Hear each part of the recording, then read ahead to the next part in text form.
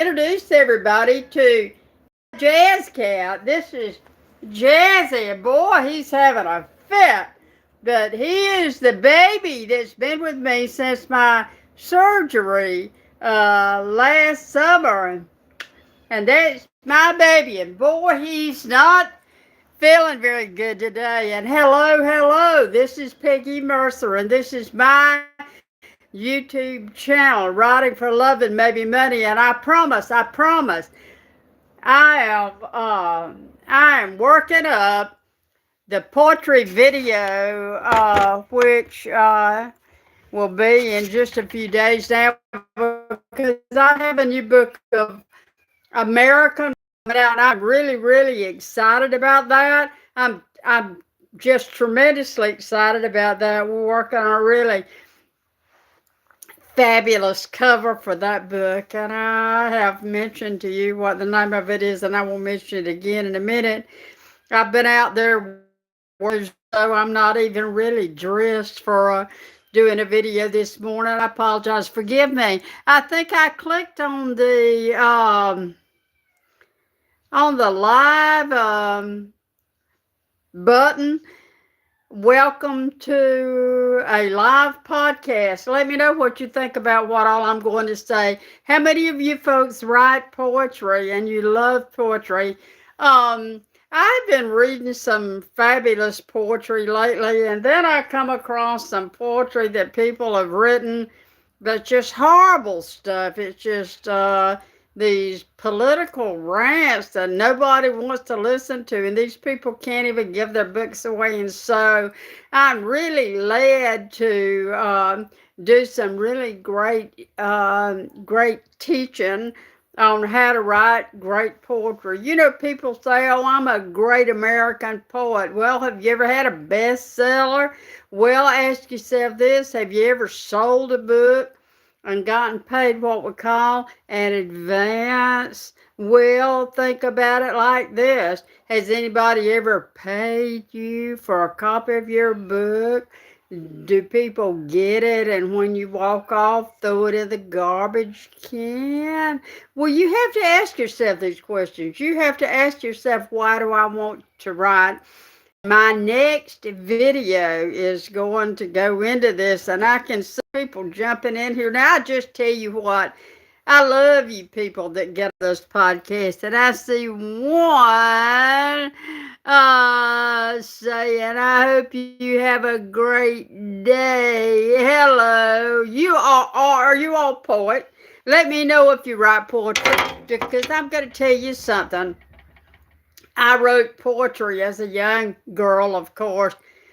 I wrote poetry as a child. I would scribble, and my grandmother especially would say, I know you're so proud of this poem. So I thought of myself as a poet, and I went to school and studied English literature. And after I went to college for a few years and really studied under some fabulous writers, I will give a plug for this.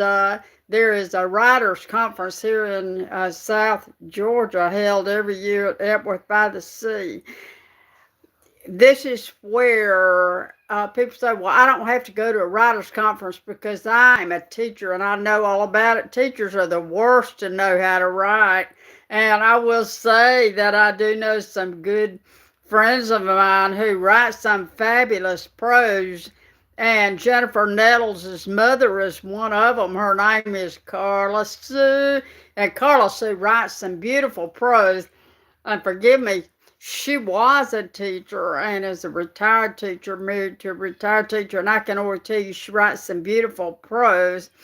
I don't think she's much of a songwriter like Jennifer is, but what I'm saying this for is just because you can write documents, just because you can put together educational journals, just because you kept a diary all your life, now that would be a real good thing right there. I get my ideas from everywhere, and I can tell you that where I get a lot of ideas is from my growing up years, and I'm so thankful I was always writing in a diary because I've got a lot of details in those diaries.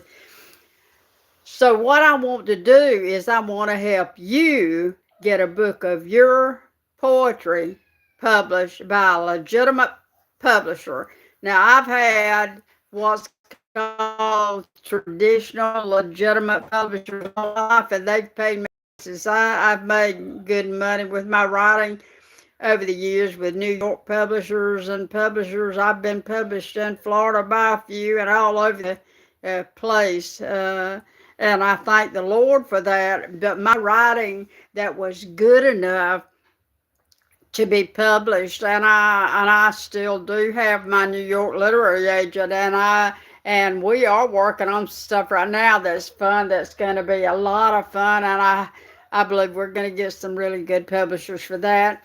But a few years ago, I wanted to write my testimony about being healed of cancer, and I'm going to tell you all about that. I'm going to show you the book, and we're going to go over it. I wanted to do this live stream trailer, get everybody to come see me.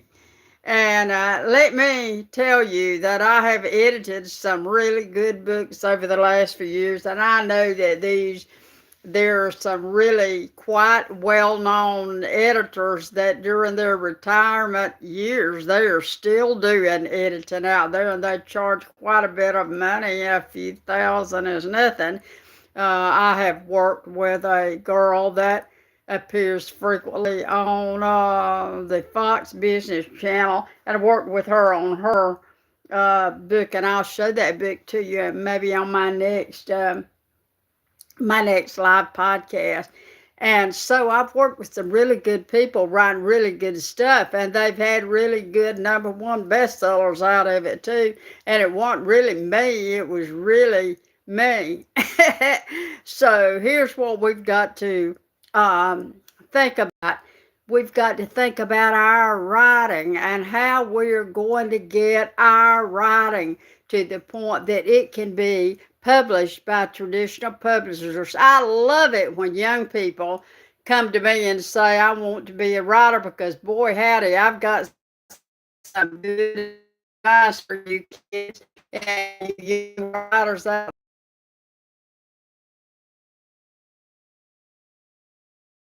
writer, and I can already tell you that I guarantee it. So I'm getting ready to come out with my new book of poetry, and I think you're going to love it. I'm going to tell you all about it in my next video that I created and show you some things about it. But I'm saying it's coming out in about a week now.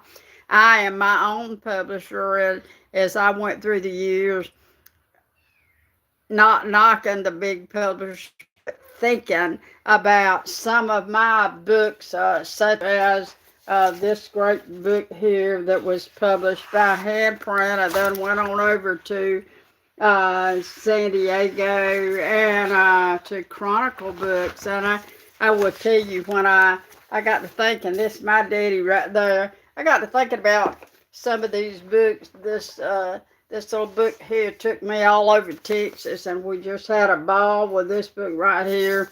A little funny book, a little fun book called 10 Cows to Texas, and the art there was by Bill Cruz out on the West Coast.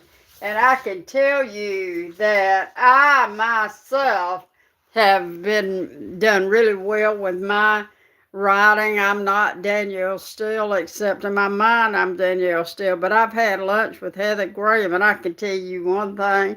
If you love romance writing, I'm your girl also, and can help you get into that.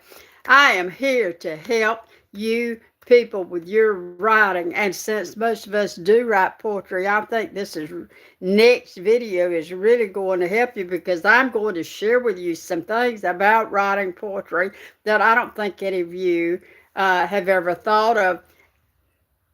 Some people say, well, I'm just writing free verse. If you're writing free verse, that's fantastic, but you still have rules and regulations. You still have a lot that you need to know about writing that free verse if the free verse is going to succeed. And you can have a great cover and you can have great people sit down and say, this is a great poet. Well, we'll see, okay? We'll see when we get into the writing if you're going to write books that are worthy of a great press take and say, okay, we'll publish this.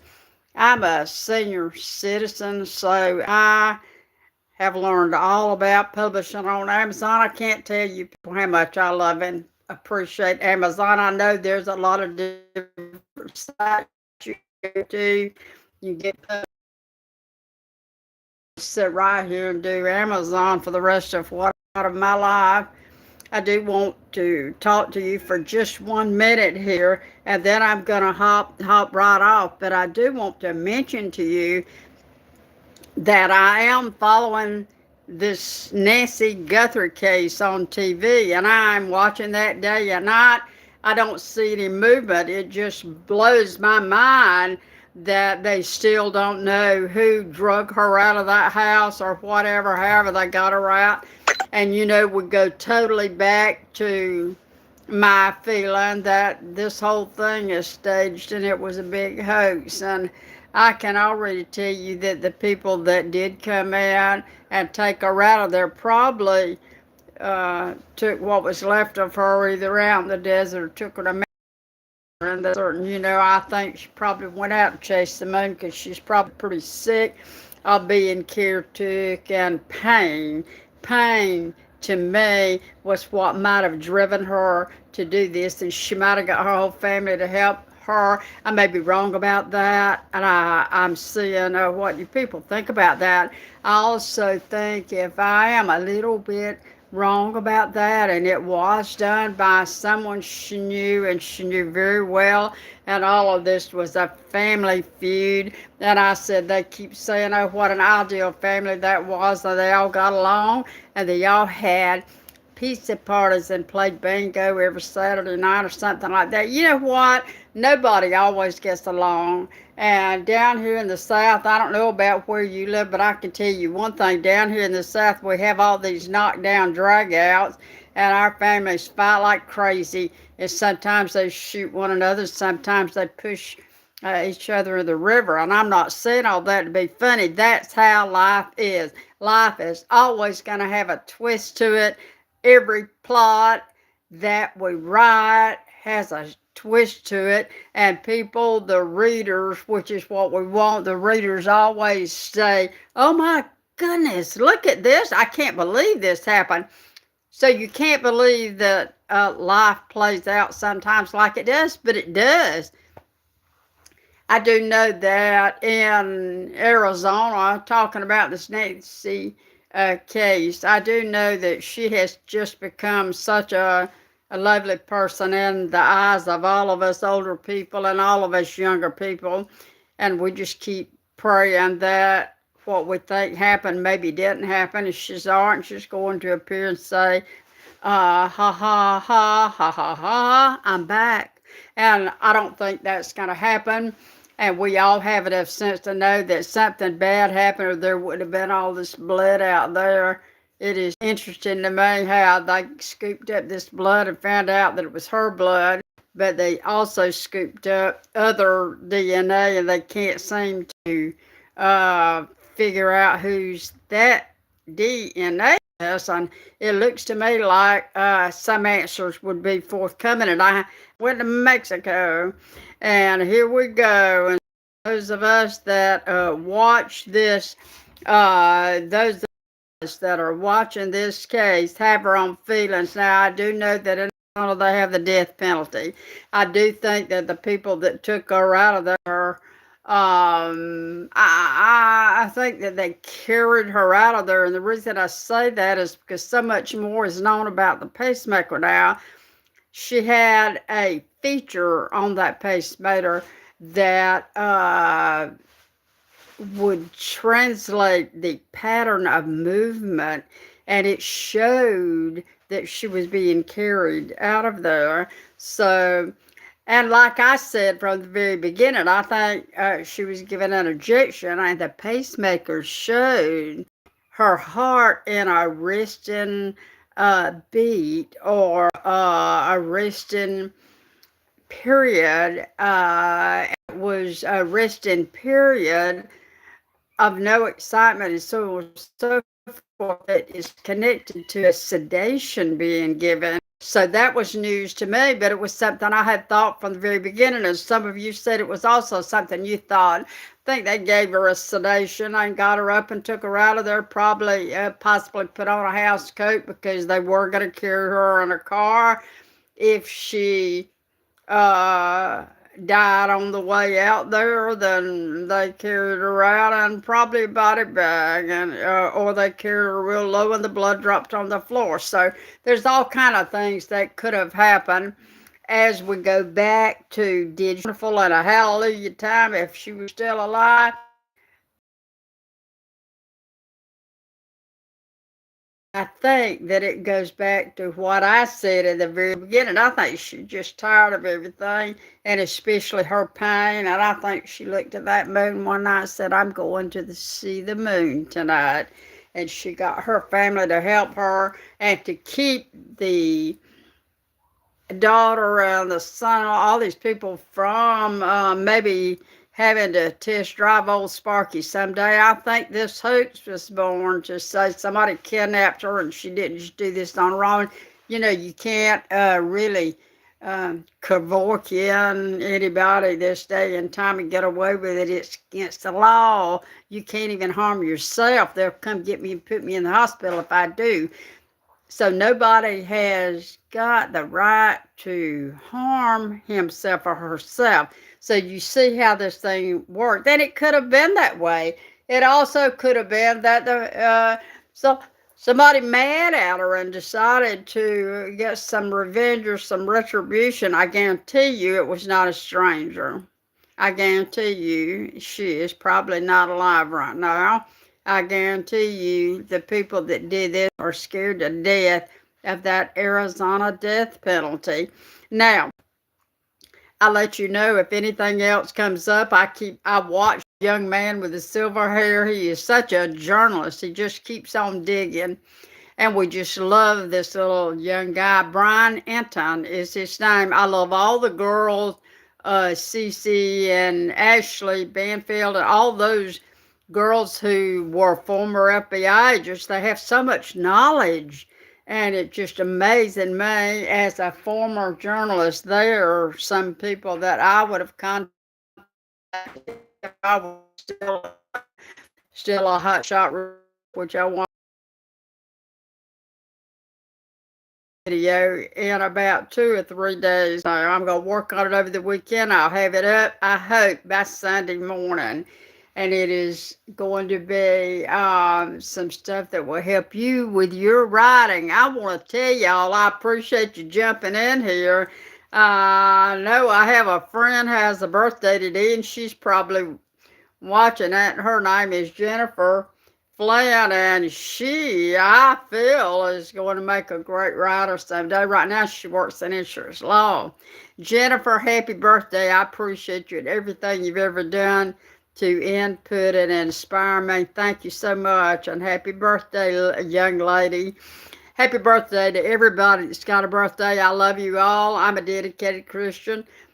I'm all about God, guns, and babies down here in the South. I love this Nancy Guthrie stuff and wish to goodness I had some meaningful comments to make, and I'm trying to share with you what I'm finding out.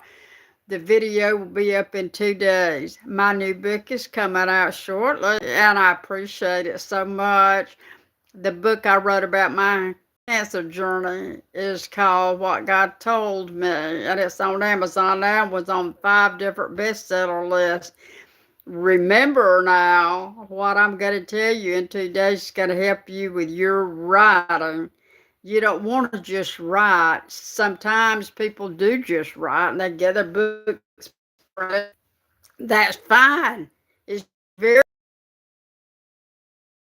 if you're a little cuckoo like our world, the rest of everybody's a little cuckoo, I think, but you have some kind of problems that are serious.